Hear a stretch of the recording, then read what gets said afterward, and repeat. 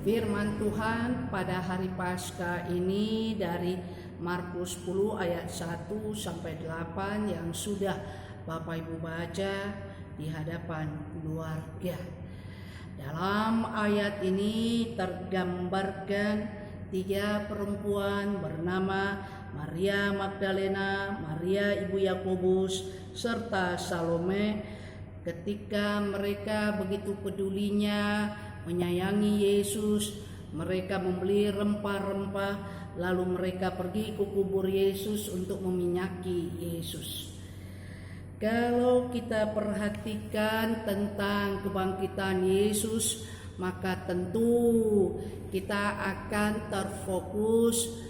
Ada sebuah berita yang mengatakan kalau Yesus saja bisa dibangkitkan, tentu keluarga kita pun pasti yang mati itu bisa dibangkitkan.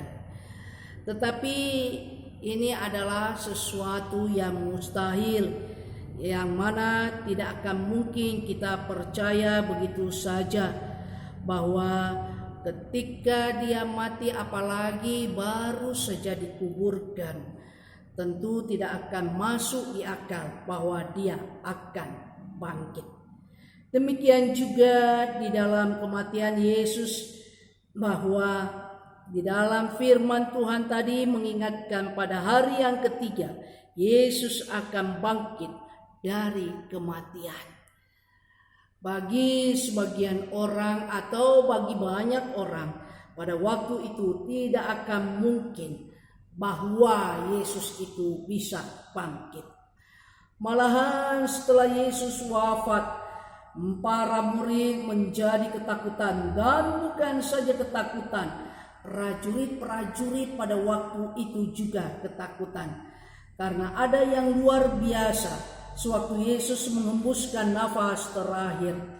Ketika itu tabir bait suci terbelah 2 dari atas sampai bawah, dan terjadi kegelapan yang membuat mereka penuh ketakutan, dan mereka sama sekali tidak mengharapkan bahwa Yesus akan bangkit dari kematian.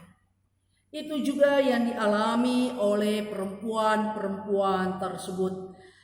Mereka pun pada akhirnya mau mengatakan, apakah ketika mereka melihat tidak ada lagi mayat Yesus, maka Yesus pada waktu itu bisa bangkit? Apakah mereka mempunyai satu pemikiran bahwa betul-betul Yesus itu bangkit? Apakah mereka memiliki harapan pada saat Yesus bangkit untuk berjumpa? Tentunya jelas bahwa mereka sama sekali tidak berpikir untuk melihat peristiwa kebangkitan Yesus dari kuburnya. Yang terpenting adalah mereka bisa melihat mayat Yesus. Mereka bisa meminyaki dengan rempah-rempah mayat Yesus tersebut. Sebab pada waktu pemakaman jenazah Yesus beberapa hari sebelumnya, mereka tidak sempat menaburi jenazah Yesus dengan rempah-rempah dan minyak mur. Karena saat itu hari telah mendekati senja dan bertepatan dengan persiapan untuk menyambut hari Sabat. Itulah sebabnya pada hari Minggu subuh, para wanita tersebut atau perempuan itu datang ke kubur Yesus, sehingga saat itu sama sekali tidak terlintas dalam pikiran mereka bahwa mereka dapat menyaksikan peristiwa kebangkitan itu. Ternyata setelah perempuan-perempuan tersebut tiba di pemakaman Yesus, mereka melihat bahwa batu penutup kubur Yesus telah terbuka dan mayat Yesus tidak ada lagi dalam kubur. Mereka berpikir bahwa mayat Yesus telah dicuri, karena pada waktu perempuan-perempuan itu masuk ke kubur Yesus, mereka melihat seseorang yang berpakaian putih.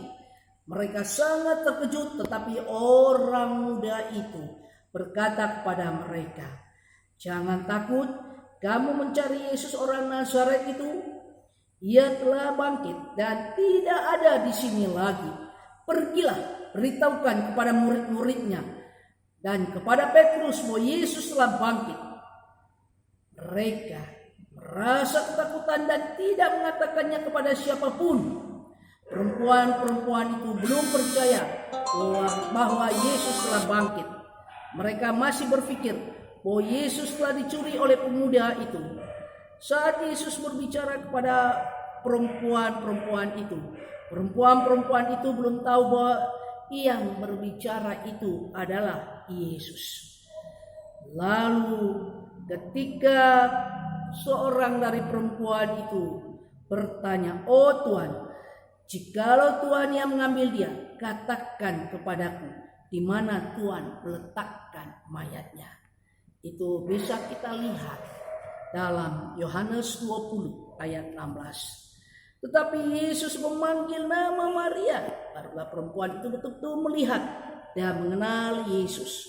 Kemudian perempuan-perempuan itu memberitakan tentang kejadian itu. Bisa kita bayangkan yang tidak mungkin terjadi menurut manusia.